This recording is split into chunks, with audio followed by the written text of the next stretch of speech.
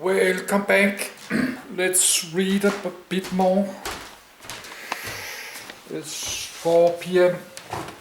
That's a long time ago. Read about aircrafts. So let's do that.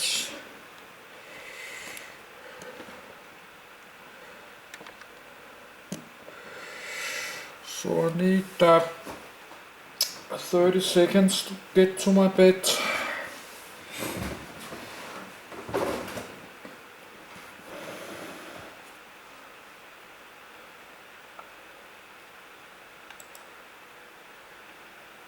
North American XB-70 Valkyrie.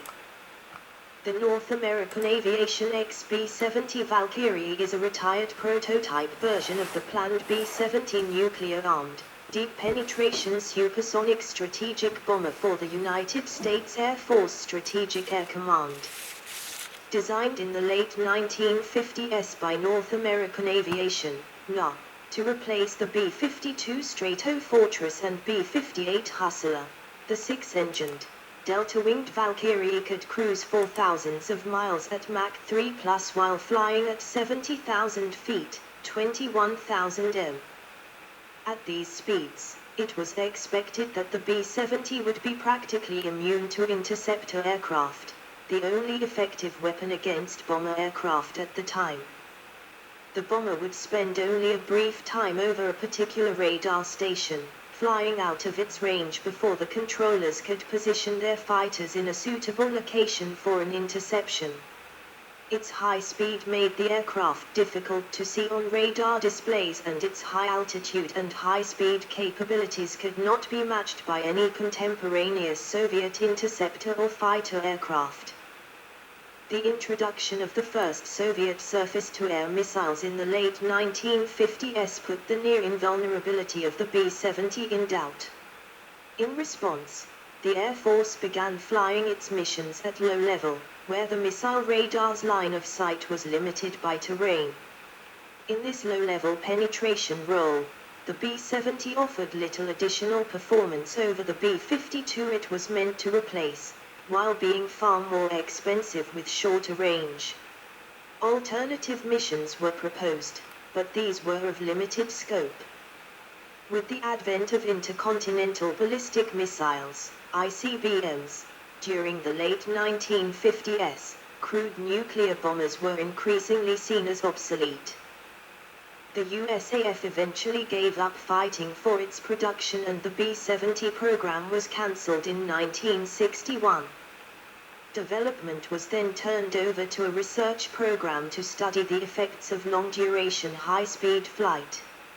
As a result, two prototype aircraft, designated XB-70s, were built. These aircraft were used for supersonic test flights during 1964-1969.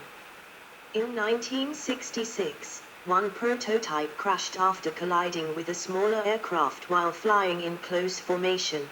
The remaining Valkyrie bomber is in the National Museum of the United States Air Force near Dayton, Ohio. Development, edit.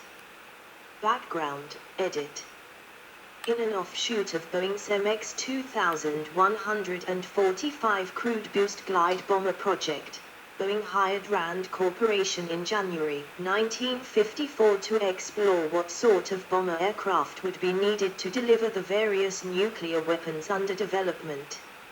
At the time, nuclear weapons weighed several tons, and the need to carry enough fuel to fly that payload from the continental United States to the Soviet Union demanded large bombers. Boeing and Rand also concluded that the aircraft would need supersonic speed to escape the blast of its bombs. The aviation industry had been studying this problem for some time. From the mid-1940s, there was interest in using nuclear-powered aircraft as bombers. In a conventional jet engine, thrust is provided by heating air using jet fuel and accelerating it out a nozzle. In a nuclear engine, heat is supplied by a reactor, whose consumables last for months instead of hours. Most designs also carried a small amount of jet fuel for high-power portions of flight, such as takeoffs and high-speed dashes. Another possibility being explored at the time was the use of boron-enriched zip fuels, which increased the energy density of jet fuel by about 40%, and could be used in modified versions of existing jet engine designs. Zip fuels appeared to offer sufficient performance improvement to produce a strategic bomber with supersonic speed.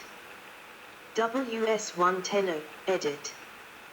The Air Force followed these developments closely, and in 1955 issued General Operational Requirement No. 38 for a new bomber, combining the payload and intercontinental range of the B-52 with the Mach 2 top speed of the Convair B-58 Hustler. The new bomber was expected to enter service in 1963. Nuclear and conventional designs were considered. The nuclear-powered bomber was organized as Weapon System 125 and pursued simultaneously with the jet-powered version, Weapon System 110. The USAF Air Research and Development Command's ARDC requirement for WS-110 asked for a chemical fuel bomber with Mach 0.9 cruising speed and maximum possible speed during a 1,000 nautical mile, 1,200 mi, 1,900 kilometers, entrance and exit from the target. The requirement also called for a 50,000 pound, 23,000 kilograms, payload and a combat radius of 4,000 nautical miles, 4,600 mi, 7,400 kilometers. The Air Force formed similar requirements for a WS-110L intercontinental reconnaissance system in 1955, but this was later cancelled in 1958 due to better options. In July 1955, 6 contractors were selected to bid on WS-110 studies. Boeing and North American Aviation submitted proposals, and on the 8th of November 1955 were awarded contracts for Phase 1 development. In mid-1956, initial designs were presented by the two companies. Zip fuel was to be used in the afterburners to improve range by 10 to 15% over conventional fuel. Both designs had huge wingtip fuel tanks that could be jettisoned when their fuel was depleted before a supersonic dash to the target. The tanks also included the outer portions of the wing, which would also be jettisoned to produce a smaller wing suitable for supersonic speeds. Both became trapezoidal wings after ejection, at that time the highest performance platform known. They also featured flush cockpits to maintain the highest fineness ratio possible in spite of its effects on visibility. The two designs had takeoff weights of about 750,000 pounds, 340,000 kilograms, with large fuel loads.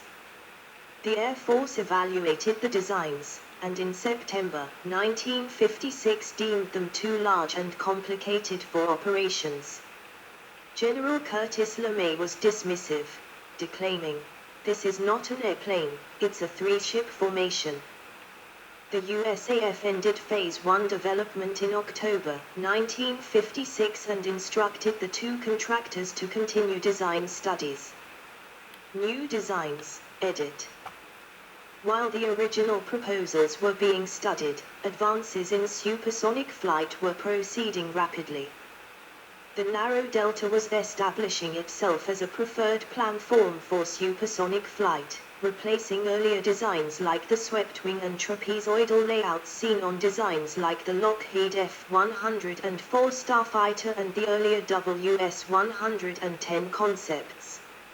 Engines able to cope with higher temperatures were also under development, allowing for sustained supersonic speeds. This work led to an interesting discovery. When an engine was optimized specifically for high speed, it burned perhaps twice as much fuel at that speed than when it was running at subsonic speeds. However, the aircraft would be flying as much as 4 times as fast. Thus its most economical cruise speed, in terms of fuel per mile, was its maximum speed. This was entirely unexpected and implied that there was no point in the dash concept. If the aircraft was able to reach Mach 3, it may as well fly its entire mission at that speed. The question remained whether such a concept was technically feasible, but by March 1957, engine development and wind tunnel testing had progressed enough to suggest that it was. WS-110 was redesigned to fly at Mach 3 for the entire mission. Zip fuel was retained for the engine's afterburner to increase range. Both North American and Boeing returned new designs with very long fuselages and large delta wings. They differed primarily in engine layout. The NA design arranged its 6 engines in a semicircular duct under the rear fuselage, while the Boeing design used separate pod engines located individually on pylons below the wing, like the Hustler. North American scoured available literature to find any additional advantage. This led them to an obscure report by 2 lacquer wind tunnel experts, who wrote a report in 1956 titled Aircraft Configurations Developing High Lift-Drag Ratios at High Supersonic Speeds. Known today as compression lift, the idea was to use the shock wave generated off the nose or other sharp points on the aircraft as a source of high-pressure air. By carefully positioning the wing in relation to the shock's high pressure could be captured on the bottom of the wing and generate additional lift. To take maximum advantage of this effect, they redesigned the underside of the aircraft to feature a large triangular intake area far forward of the engines, better positioning the shock in relation to the wing. The 6 individual pod engines were repositioned, 3 in each of 2 separate ducts, under the fuselage. North American improved on the basic concept by adding a set of drooping wingtip panels that were lowered at high speed. This helped trap the shock wave under the wing between the downturned wingtips. It also added more vertical surface to the aircraft to maintain directional stability at high speeds. NA's solution had an additional advantage, as it decreased the surface area of the rear of the wing when the panels were moved into their high-speed position. This helped offset the natural rearward shift of the center of pressure, or average lift point, with increasing speeds. Under normal conditions this caused an increasing nose-down trim, which had to be offset by moving the control surfaces, increasing drag. When the wingtips were drooped, the lifting area of the wings was lessened, moving the lift forward and reducing trim drag. The buildup of heat due to skin friction during sustained supersonic flight had to be addressed. During a Mach 3 cruise, the aircraft would reach an average of 450 degrees Fahrenheit, 230 degrees Celsius, with leading edges reaching 630 degrees Fahrenheit, 330 degrees Celsius, and up to 1000 degrees Fahrenheit, 540 degrees Celsius, in engine compartments. NA proposed building their design out of sandwich panels, with each panel consisting of 2 thin sheets of stainless steel brazed to opposite faces of a honeycomb-shaped foil core. Expensive titanium would be used only in high-temperature areas like the leading edge of the horizontal stabilizer, and the nose. To cool the interior, the XB-70 pumped fuel en route to the engines through heat exchangers. On the 30th of August, 1957, the Air Force decided that enough data were available on the NA and Boeing designs that a competition could begin. On the 18th of September, the Air Force issued operational requirements that called for a cruising speed of Mach 3.0 to 3.2, an over-target altitude of 70,000 75,000 foot, 21,000 23,000 m, a range of up to 10,500 miles, 16,900 kilometers, and a gross weight not to exceed 490,000 pounds, 220,000 kilograms. The aircraft would have to use the hangars, runways and handling procedures used by the B-52. On the 23rd of December, 1957, the North American proposal was declared the winner of the competition, and on the 24th of January, 1958, a contract was issued for Phase 1 development.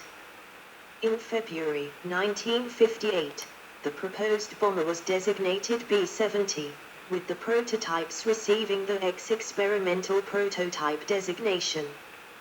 The name Valkyrie was the winning submission in early 1958, selected from 20,000 entries in a USAF named the B-70 contest.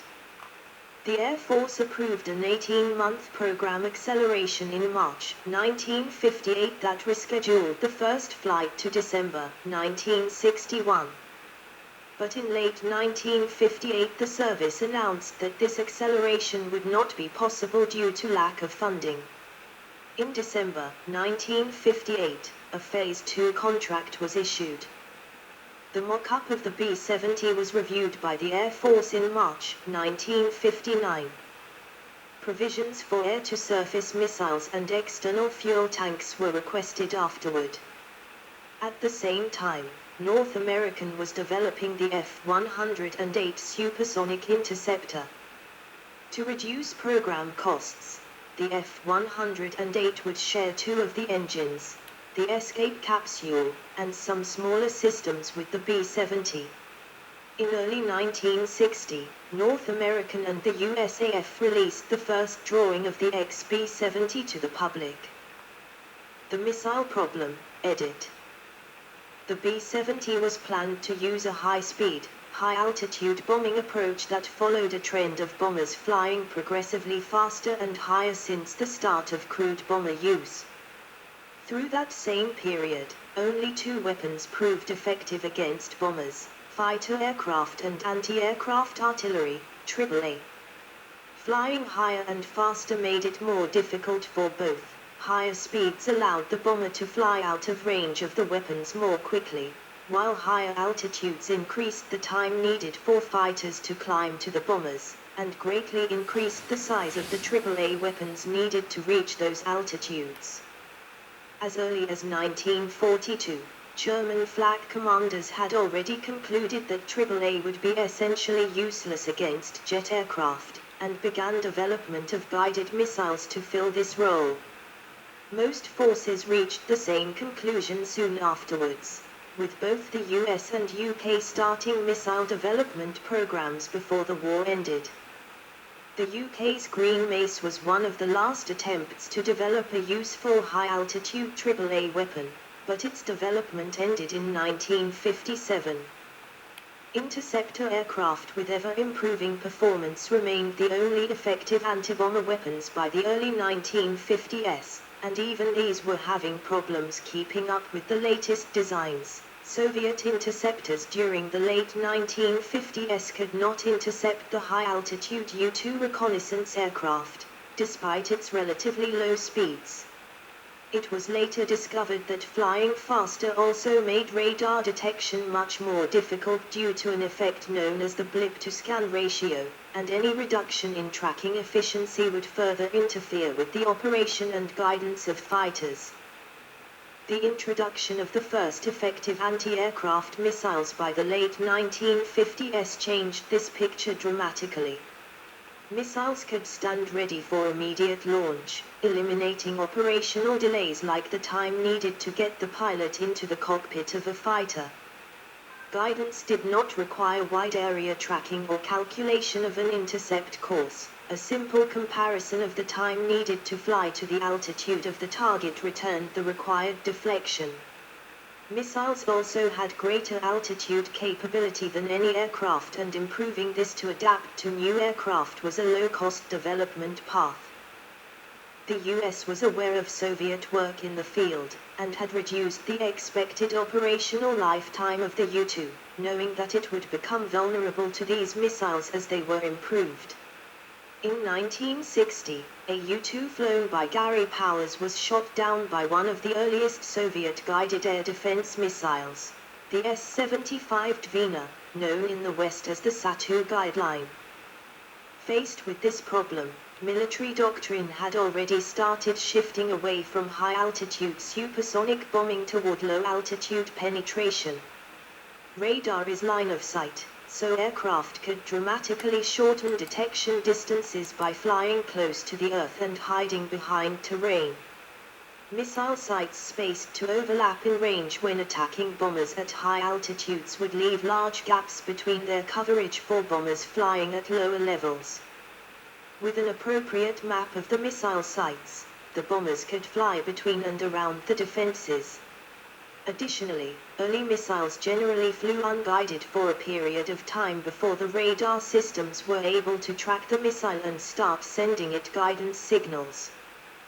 With the Sa-2 missile, this minimum altitude was roughly 2,000 feet, 600 m. Flying at low level provided protection against fighters as well. Radars of the era did not have the ability to look down, see look down /shoot down, if a higher altitude aircraft's radar was aimed down to detect targets at a lower altitude, the reflection of the ground would overwhelm the signal returned from a target. An interceptor flying at normal altitudes would be effectively blind to bombers far below it. The interceptor could descend to lower altitudes to increase the amount of visible sky, but doing so would limit its radar range in the same way as the missile sites, as well as greatly increasing fuel use and thus reducing mission time. The Soviet Union would not introduce an interceptor with look-down capability until 1972 with the High-Lark radar in the MiG-23M, and even this model had very limited capability. Strategic Air Command found itself in an uncomfortable position. Bombers had been tuned for efficiency at high speeds and altitudes, performance that had been purchased at great cost in both engineering and financial terms. Before the B-70 was to replace the B-52 in the long-range role, SAC had introduced the B-58 Hustler to replace the Boeing B-47 Stratojet in the medium-range role. The Hustler was expensive to develop and purchase, and required enormous amounts of fuel and maintenance in comparison to the B-47. It was estimated that it cost 3 times as much to operate as the much larger and longer-ranged B-52. The B-70, designed for even higher speeds, altitudes and range than the B-58, suffered even more in relative terms. At high altitudes, the B-70 was as much as 4 times as fast as the B-52, but at low altitudes it was limited to only Mach 0.95, only modestly faster than the B-52 at the same altitudes. It also had a smaller bomb load and shorter range. Its only major advantage would be its ability to use high speed in areas without missile cover, especially on the long journey from the US to USSR. The value was limited. The USAF's doctrine stressed that the primary reason for maintaining the bomber force in an era of ICBMs was that the bombers could remain in the air at long ranges from their bases and were thus immune to sneak attack. In this case, the higher speed would be used for only a short period of time between the staging areas and the Soviet coastline. Adding to the problems, the ZIP fuel program was cancelled in 1959. After burning, the fuel turned into caustic and abrasive liquids and solids that increased wear on moving turbine engine components and were toxic, making servicing difficult. Although the B-70 was intended to use ZIP only in the afterburners, and thus avoid this problem, the enormous cost of the ZIP program for such limited gains led to its cancellation. This by itself was not a fatal problem, as newly developed high-energy fuels like JP6 were available to make up some of the difference. Most of the range lost in the change from ZIP fuel was restored by filling one of the 2 bomb bays with a fuel tank. Another problem arose when the XF-108 program was cancelled in September 1959, which ended the shared development that benefited the B-70 program. Downsizing, upswing, cancellation, edit. At two secret meetings on the 16th and the 18th of November 1959, the chairman of the Joint Chiefs of Staff, Air Force General Nathan Twining, recommended the Air Force's plan for the B-70 to reconnoiter and strike rail-mobile Soviet ICBMs, but the Chief of Staff of the Air Force, General Thomas White, admitted the Soviets would be able to hit the B-70 with rockets and requested the B-70 be downgraded to a bare minimum research and development program at $200 million for fiscal year 1960, equivalent to $2.1 billion today. President Eisenhower responded that the reconnaissance and strike mission was crazy since the nuclear mission was to attack known production and military complexes, and emphasized that he saw no need for the B-70 since the ICBM is a cheaper, more effective way of doing the same thing. Eisenhower also identified that the B-70 would not be in manufacturing until 8 to 10 years from now and said he thought we were talking about bows and arrows at a time of gunpowder when we spoke of bombers in the missile age. In December 1959, the Air Force announced the B-70 project would be cut to a single prototype, and most of the planned B-70 subsystems would no longer be developed. Then interest increased due to the politics of presidential campaign of 1960. A central plank of John F. Kennedy's campaign was that Eisenhower and the Republicans were weak on defense, and pointed to the B-70 as an example. He told a San Diego audience near NAR facilities, "I endorse wholeheartedly the B-70 manned aircraft." Kennedy also made similar campaign claims regarding other aircraft. Near the Seattle Boeing plant he affirmed the need for B-52s, and in Fort Worth he praised the B-58. XB-70 parked at Edwards Air Force Base in 1967. The Air Force changed the program to full weapon development and awarded a contract for an XB-70 prototype and 11 YB-70s in August 1960. In November 1960, the B-70 program received a $265 million, equivalent to $2.7 billion today, appropriation from Congress for FY 1961.